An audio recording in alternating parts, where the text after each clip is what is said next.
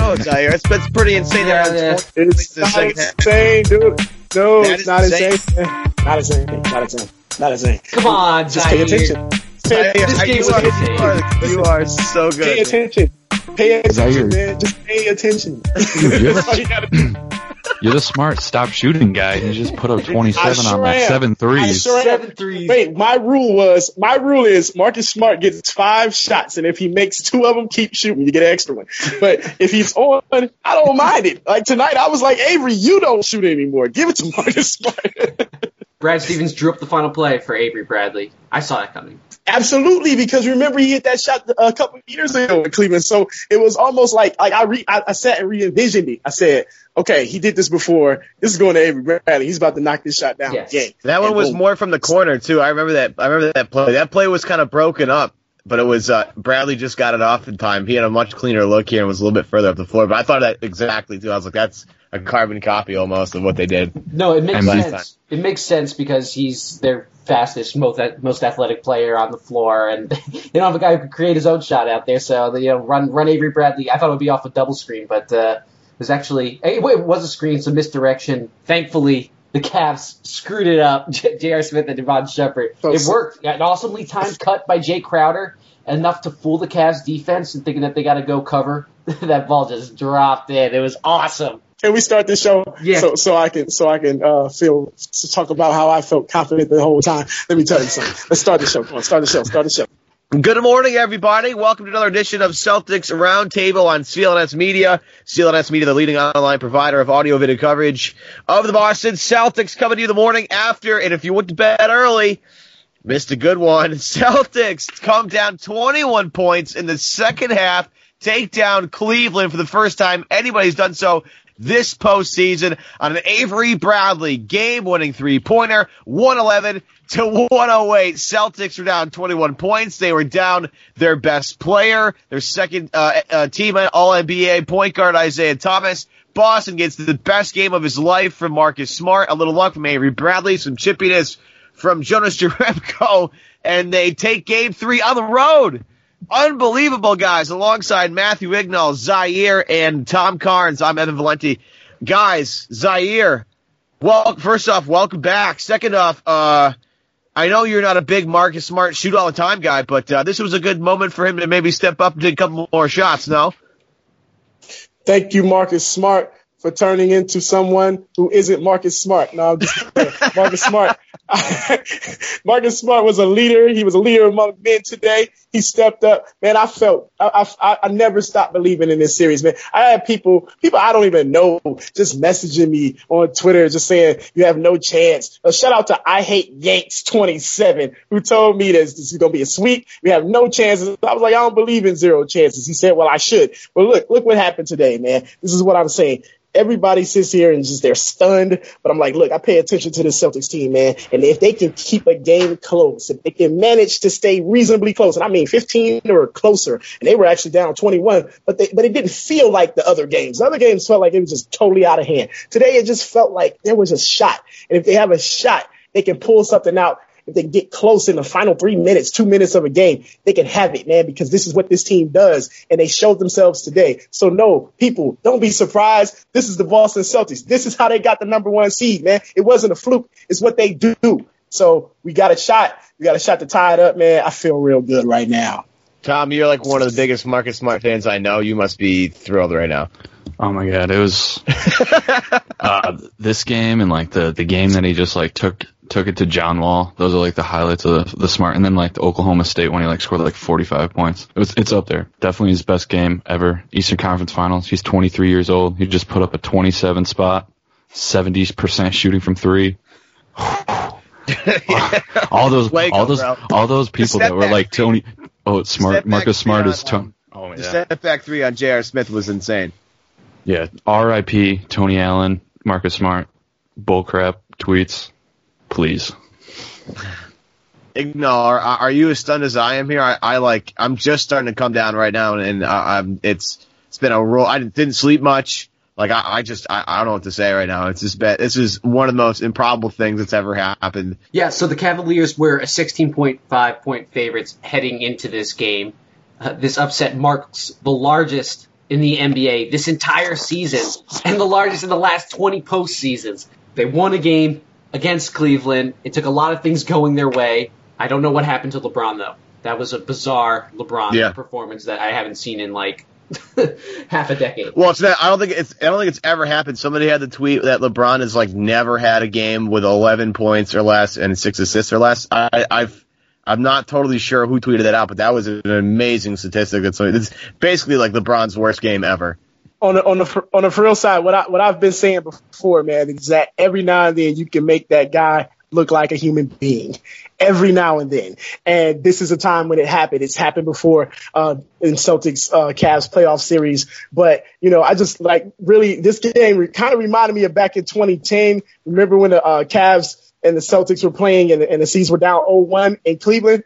And the Cavs were getting every call left and right, but the Celtics just smacked that behind, man, and figured out a way to win. And tonight, when you look at the free throw advantage, it was just ridiculous. And I'm not saying that the Cavs didn't earn their free throws. I'm saying that, the Celtics didn't get anything because they normally don't unless Isaiah Thomas is out there. But nonetheless, they didn't get caught up in that. They got caught up in winning the basketball game, and that's the most important thing. And I want all you guys, man, you guys just start believing, man. Just start believing. Stop getting so depressed when things get bad, and just start believing in this basketball team, man. Because they what are we supposed to, Zaire? What are we supposed to do when their best player goes out? You think they've already been smoked by the Cavs in 2 games? You want us to? Oh yeah, no, Isaiah, it's gonna turn around now. No. Listen, know the DNA of your basketball team that you're watching, man. It seems like they just get tougher when things get tougher. And that's what they do. This is a monumental task, Uzziah. This is not like any regular season. Absolutely. This is LeBron. This is Kevin. This is the former NBA champions here. These are the defending NBA champions, and then Boston doesn't have their best player. You're giving people crap for giving up. I mean, this team didn't give up. I give you that. But I think fans have done a really good job of understanding with the task at hand here. In June of this year, CLNS Media will be launching a new site, guys, and to celebrate CLNS Radio's relaunch as CLNS Media, we are giving away an authentic Bill Russell autographed Spalding basketball. Here's how you can win it. Enter at clnscontest.com. That's clnscontest.com. Contest ends June 7th. You can share with your friends, get more entries. You're going to want to do that, obviously, because the more entries and more shots you have at the ball, the better. Again, make sure you go to clnscontest.com to register today. Jonas Jerebko with a ton of energy off the bench, hit a couple of huge shots to the Celtics off the bench. He was a plus 22 in 13 minutes. He was a goon. Who would have thought? He was. No, that's ridiculous. A plus 22 in 13 minutes. Again, it takes a village, and there's a whole bunch of guys. Al Horford a big 3 at the end of the game. Marcus Smart offensive rebound. But I mean, 2 guys at the tone: Crowder, Smart, and Jerebko were the big 3 guys of the game. Boston shooting better from 3-point range is definitely a big reason why I won this game. I mean, that and Kevin Love cooling off the second half, LeBron not having a great game. I mean, it takes a couple of things that Cleveland did as well to kind of blow that when I get it's a 21-point lead. That's a ridiculous choke job by the Cavs. And it's a choke job. It's a complete choke job by the Cavs. 99.8% according to Impredictable. It's playoff season, and having the right players on the court will be the key to success, and that sharp outside shooter or power rebounder or Jonas Jerebko can be the difference between winning and losing, but business is not any different. Your company needs the right people to be the best. So where are you going to find the top talent? At ZipRecruiter.com, because you can post your job at 100-plus job sites with just one click. Then their powerful technology efficiently matches the right people to your position. And right now, our listeners can start forming their own winning team on ZipRecruiter for free just by going to ZipRecruiter.com/sportsfan. That's ZipRecruiter.com/sportsfan. You can try it for free right now at ZipRecruiter.com/sportsfan. In the mid-third. Matt, did Boston do anything besides really good, make it life very difficult for LeBron and like double team him basically whenever they found it necessary to do so? Anything that they did on either side of the floor that really impressed you in terms strategy wise? So Brad Stevens said in the post game one of the adjustments that they made was switching less. We saw in game 1 and 2 that there were so many times that LeBron James was isolated with a big on him or something like that, and it just wasn't working out for the Celtics. So they stuck to their core defensive principles and tried to have their best matchups guarding the Cavs players.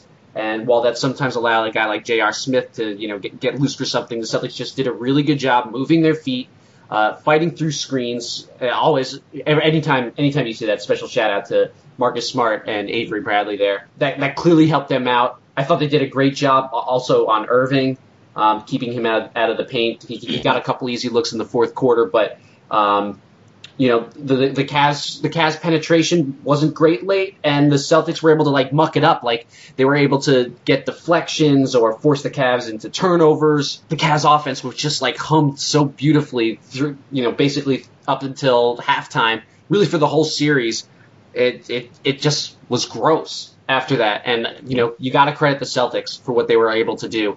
Brad Stevens also stressed that Jay Crowder staying out of foul trouble after he picked up his fourth foul in the third, and I actually think he had 3 in the first half. So he was in foul trouble, but he was able to finish the game. Isaiah Thomas slander. Yeah, let's talk about that. That's a good topic. I didn't see that. He's just going off about how how this basically proves like that Isaiah is replaceable, and like his defense is so bad it puts them, into really precarious positions, especially when you have like people like KYRIE Irving. Yeah, like I say, when fools talk, don't get into the conversation because you'll become a fool too. So I will just ignore that. I feel like I'll ignore it, but the rest of you guys can take on. That's like stupid talk. Yeah, no, it's ridiculous. Like Isaiah Thomas was hurt. That's why he was not good. Right? Yeah. And if Isaiah Thomas is hobbled and he can't help you out on offense, he's probably taken more off he is the a table worthless than he player almost, yeah. Well, yeah. It's funny because like I'm the first guy to be like watching Avery and Marcus play 40 minutes together basically and just like go all out like pitbull mode is awesome. But when you got somebody like IT that can put up a 50 piece, it's like, what do you do? Sure. Yeah, but that wasn't Isaiah that's not in games 1 and 2. Like I don't see how you could. It's just like a false comparison. Stat courtesy of Kevin Belton here.